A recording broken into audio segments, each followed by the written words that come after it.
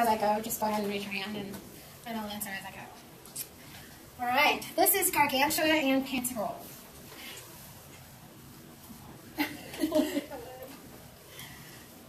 It was written by Francois Rabelais, I think, excuse me on the pronunciations, between 1532 and 1542.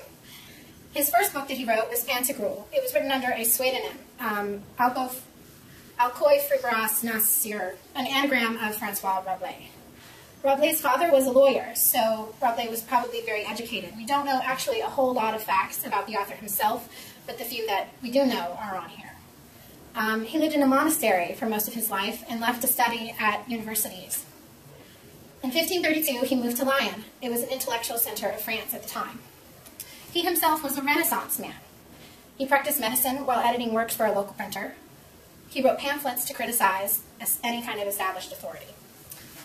His books were banned by the Roman Catholic Church under heresy. So what you're seeing is something that was very controversial during his time period. Did you say he had a pen name? The first book was written under a pseudonym. Alcoy Fribras. Here, I'll write it. It makes it easier. Yeah, I might not be pronouncing it right. Like pseudonym? Yes. Yeah. Pseudonym. It was an anagram for his name.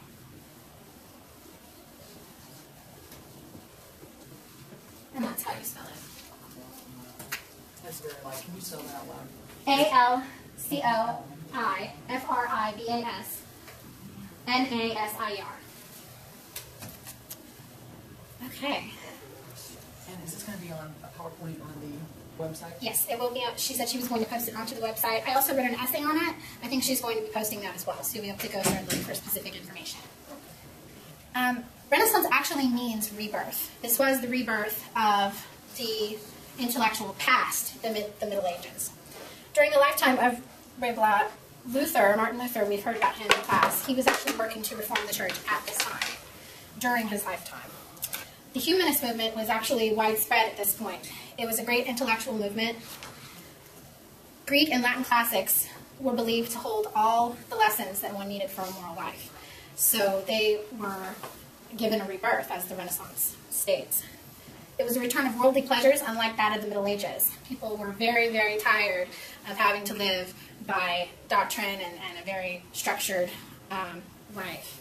There was an intensified assertion of personal independence and individual expression. The chain of being was a major concept that wove into literature during this period. This picture over here goes over the chain of being. It was believed that intellectual thought, the more matter that something had, the less thought that it had. So it starts here, the bottom, with stones. Next was flames, then plants, then beast, human, heaven, angels, and then of course at the top is God. They believe that God knew all, and that you go down from there. It was also believed that you don't try to move in and out of your place. If you're a human, there's a chain of being within being a human. You're either very intellectual, somewhere in the middle, or non-educated at all. You don't act as if you're non-educated, and you also don't act above your station. You don't act as if you know more than you do. Everything had a place. If something is wrong in your life, and somewhere in the chain of being in your life, something was out of place. That's what they believed. Most everything in the Renaissance was about disassociating themselves with the Middle Ages, believing that the Renaissance thinking was to be above what was taught in the Middle Ages. Imitation was a major theme. It was believed that you capture the spirit of the originals, master the best, learn from them, and use them for your own purpose. This had an extremely important effect. The recommendation of imitation of specific classical writers was huge, but also the imitation of classical genre. There was a revival of significant literary forms. Among the most popular were the epic and the satire. Gargantua and Pantagruel was both. It's a mock epic. Gargantua and Pantagruel is about two giants. Gargantua is the father, Pantagruel is the son. At the beginning of the story, Gargantua's birth records were found under a cup. This is to symbolize the importance in the Middle Ages of by birth. Everyone was always saying where they were born and who they were born of and who their family was. It's kind of mocked in the Renaissance that people would always talk about their families and where they were from and their names. His father was Grangosir, and his mother was Gargamel. I'm sure most of you are familiar with the Smurfs. Gargamel being the wizard in the Smurfs. Yeah. He had a miraculous birth. Does that sound familiar? His mother was pregnant for 11 months, and she ate too many tripes and was backed up, so when her birth pains came, she couldn't actually give birth. So he came out of her ear. Yeah, painful, right? During the birth pains, her husband comes to her and he says, "Dispatch this boy, and we will speedily fall to work making of another." He wants to make another kid right there while she's giving birth. And, ha, she says, and she tells him she's going to cut off his member. Yeah, he calls her on it, and she says, no, I won't. Go on about your way. And he continues drinking and having a party over here merrily while she's having a baby. Gargantua's first words were, "Drink, a drink, give me a drink." And his voice was so loud that his father named him Gargantua. He was given 17,913 cows to feed him. That's how many it took. That's how large he was. His mother could not make enough milk to nurse him, nor could any other nursemaid. He was put into school, a regular medieval school. He was schooled to memorize, just like that of the Middle Ages, and his father saw it and did not like it. This is a direct correlation with setting the Middle Ages above, setting the Renaissance above the Middle Ages. They look down upon that type of learning at this point. They say, memorization, phooey, that's not good for us. We want to learn more. He was sent to Paris to learn anew. Now, when he arrived in Paris, he climbed atop the Notre Dame church that we all know and love so well. And he decides that these people are pompous and arrogant, and he pees on the crowd, drowning many, many people. And only the people who were able to run away, were able to live. He takes the bells from the church of Notre Dame and puts them around his horse's neck and rides it about, thinking that it's funny. That's the type of schooling that he was given before. And they're trying to at this point, mock the Middle Ages again with his actions and how he's acting. His learning in Paris started with them giving him the hellebore herb so that he could wash away all his previous knowledge that he learned. This, again, is a mirror image of what they wanted to do. They want to wash away the learning of before. We don't like the Middle Ages. Go away. And they want to learn anew. So now he has a fresh start. He learns languages, and he learns to be a knight, and he learns about inspiration, and he learns all of these things that were not done in the Middle Ages. No memorization. Well, back in his hometown, the cake bakers start a war. They blamed the mischief on Grangosir, his father. They wasted, spoiled everything that they laid their hands on when the armies went after him. So Gargantua receives a letter. He returns home. He lays waste to the entire army that was trying to take over Grangosir's area.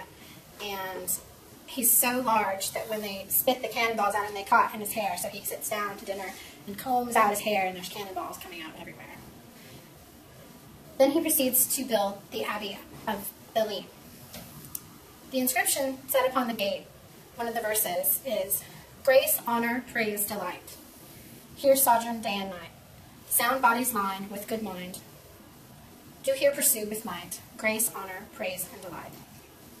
The manner of dwelling at Theleme is a mirror image of their distaste for the medieval life and the humanist view.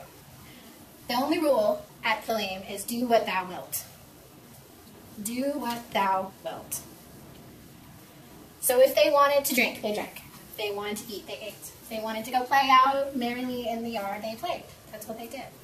If they wanted to leave the abbey, they took their love with them and they loved for the rest of their lives. This is utopia. This is a very good example of a utopian society. Gargantua has a son, Pantagruel.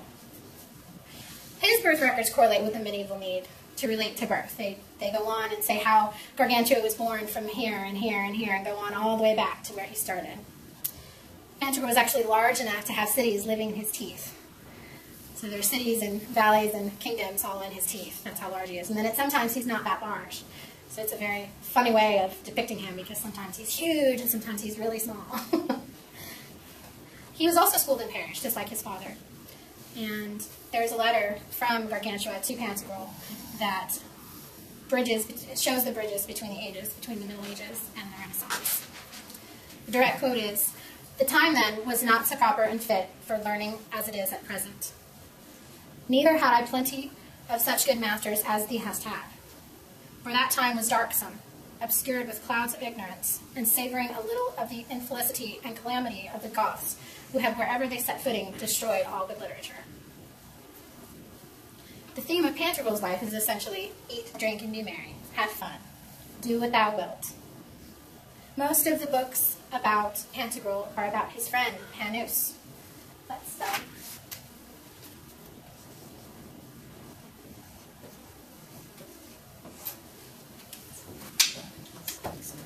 Can you see it? Oh. Okay.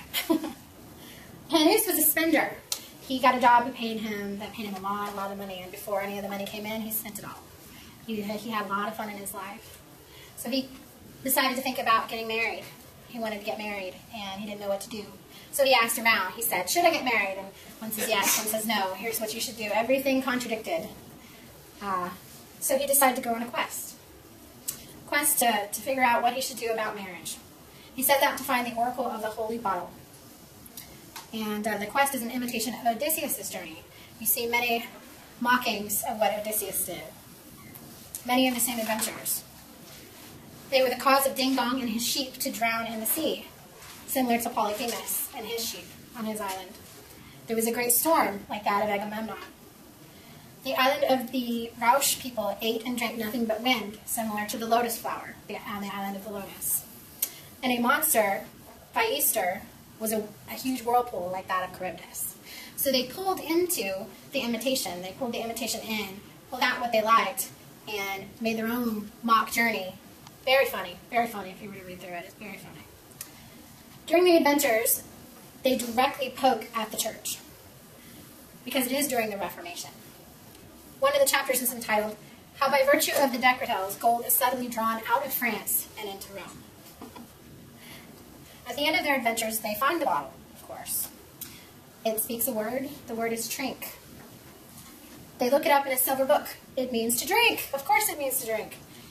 The oracle says the most holy word, it's the most holy word that's ever been spoken by the bottle. And Panus sees that as a sanction for his marriage. And that's it. Gargantuan Pantagruel by Francois Rabelais. Does anyone have any questions? I don't know what's going to be on the test, so I think she's going to put all of my information online, so you should be able to look it up. Is there anything that anybody missed? No? Yes? Over there?